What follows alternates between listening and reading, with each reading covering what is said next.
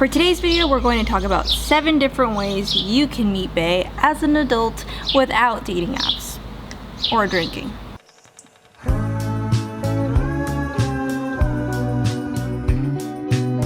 Raise your hand if you're sick of online dating. If the dating algorithm isn't working for you, or if maybe you're just not really into the whole tech communication with someone. To get started, we're going to start off with a list of 7 different ways to organically meet someone. And in no way am I trying to say I'm an expert in dating, definitely not. These are just things that I personally think may work. And I have a lot of friends who have told me they're sick of using apps to meet people and they're tired of meeting someone who they thought they knew, maybe online, maybe they have this different idea of the person and then when meeting them was totally different. In general, people who are tired of it. These are just my personal opinions as far as what I think you should do, but I am in no way saying I'm an expert. Now that we got that out of the way, let's start. 1.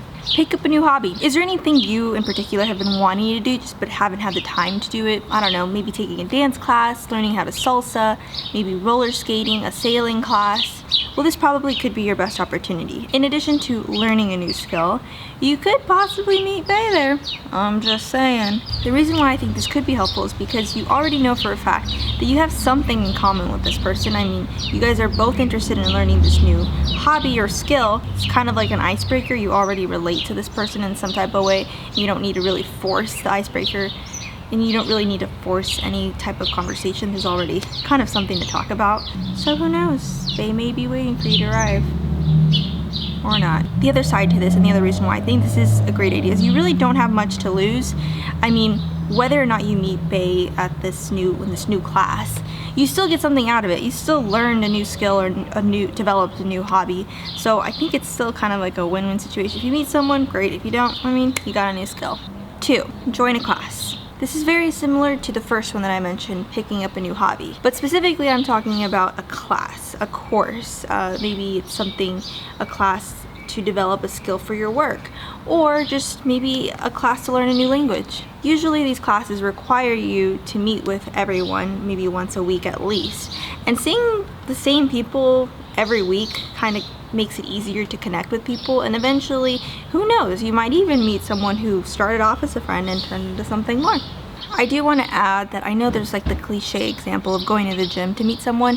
However, I kind of don't agree with that one, only because most of the time, at least when I go to the gym, I don't really want to be bothered. I'm there to work out, and I feel like although working out can be a collaborative thing you can do with a group of people, for the most part people usually have their earphones in and they're kind of in the zone. It's probably not best to like disturb them. Just my 2 cents. Now moving on to 3. Go on a blind date. Alright guys, I know there are plenty of blind date horror stories, but there's also a few wins sprinkled in there. This could be really awkward, but I feel like you should just ask your friends to set you up with someone they know. It's kind of like LinkedIn, where, you know, if you're trying to get a job, a lot of the times a very helpful way to get a new job is to get referrals from friends. I'm not trying to compare a career or job to a potential partner, but I am trying to say that connections do work and they do help. Not to mention, your friends know you pretty well, so they're going to probably set you up on a blind date with someone that they think you might have a best connection with. Which kind of makes it easier, because then you have the relief that you at least have something in common. All I'm saying is ask your friends to set you up on a blind date and see how it goes. It really doesn't hurt to at least try once. Alright, ladies and gents, number 4. Volunteer for a cause you love. Volunteering at your favorite pet shelter or food bank is a really great way to meet someone. I think the reason is pretty obvious. I mean, not only do you have something in common as far as volunteering or the organization you're volunteering with, but it's kind of heartwarming, and it kind of puts you're already in a very giving and positive mood, and I just feel like whenever there's positive energy, positive things happen. Not sure if that makes sense. And I'm a big believer in putting out good energy and to receive good energy as well, so I just feel like doing something good, you'll never regret doing that. So whether or not you meet someone, you know, while volunteering, you're still doing something good, you're still coming out of it having done something good, and you'll feel good about yourself for that. It's kind of a win-win situation as well. Alright, mi gente, now on to number 5. Okay, this one's gonna get some mixed feelings. Talk to strangers. Okay, I know when we were little, we were always told never talk to strangers. And that's not what I'm really referring to. I don't mean to put yourself in dangerous situations.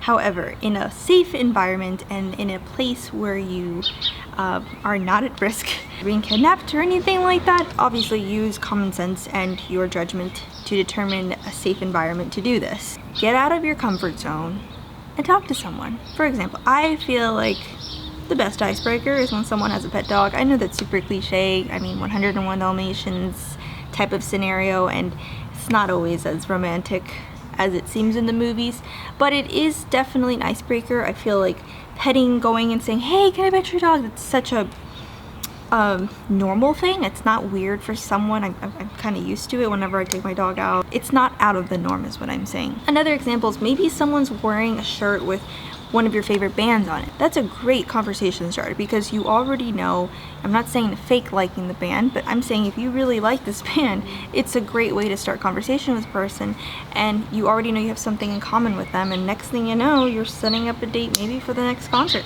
I highly recommend, if you're going to do this, to give a compliment.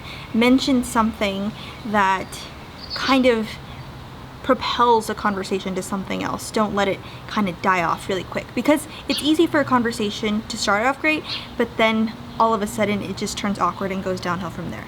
And on to number 6. Walk your dog or your friend's dog. Yeah, I know this is very similar to number 5 about petting someone else's dog, but this is kind of the other side of it. Now you have the pet. Or you're walking someone else's pet, your neighbor's pet, your friend's pet, your roommate's pet. That's just usually a great way of kind of like your dog's bringing you together, and I guess that would be more of like a 101 Dalmatian story. Alright guys, on to our last and final other way to meet bae. 7. Head to the bar. Alright, I know I said, 7 different ways that don't involve dating apps or drinking, and I'm gonna stick to that. Yeah, you can head to the bar. That doesn't mean you're gonna drink. Hang out with friends early in the night. I highly recommend earlier in the night, just because later at night, that's when people are probably not in their full senses. You're more likely to meet someone who's probably more sober at that point. Although I do agree that sometimes when people drink, they feel more comfortable talking and they're more approachable. I don't think that's really the only way. I think you can still have fun without drinking. You can still be friendly without drinking. And not to mention, sometimes I've noticed this, well, in the past, that whenever I was the only one not drinking, somehow I always would attract other people who weren't drinking as well, because there's so few of us. It's kind of like, oh my gosh, you're not drinking either? Like, let's talk. I don't know. I mean, not literally like that, but something about like having that in common of like, we're at a bar, we're not drinking, but we're still having fun. I don't know. Maybe I don't even know what I'm talking about. These are really just my own opinions and what I think could work. These are clearly just different ways that I think could be helpful. I don't want people to lose hope, because I feel like I keep hearing it over and over again. I'm done with dating apps. I'm done with it. And like all of a sudden they're just done with dating completely. And so I just want to help those who are like just completely losing hope with dating apps and maybe just don't like dating apps.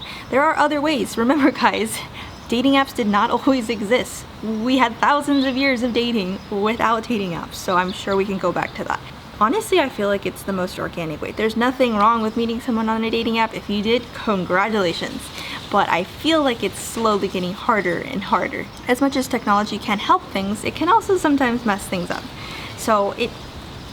And I'm not trying to say that dating apps don't work. They do work in a lot of cases. However, this is strictly for those who just don't like dating apps, or they feel that in their situations it has not worked for them. I do want to conclude this video with an important message that I think I should mention in this video, is to always be kind. Whether you're on a first date and you maybe don't think there's going to be a second date, I'm a huge proponent in just treating the other person respectfully. I don't think it's the best thing to ghost people. Put positive energy out there, appreciate someone's time to approach dating with an open heart, with a kind mindset. Eventually, I feel like that positive energy will return back to you.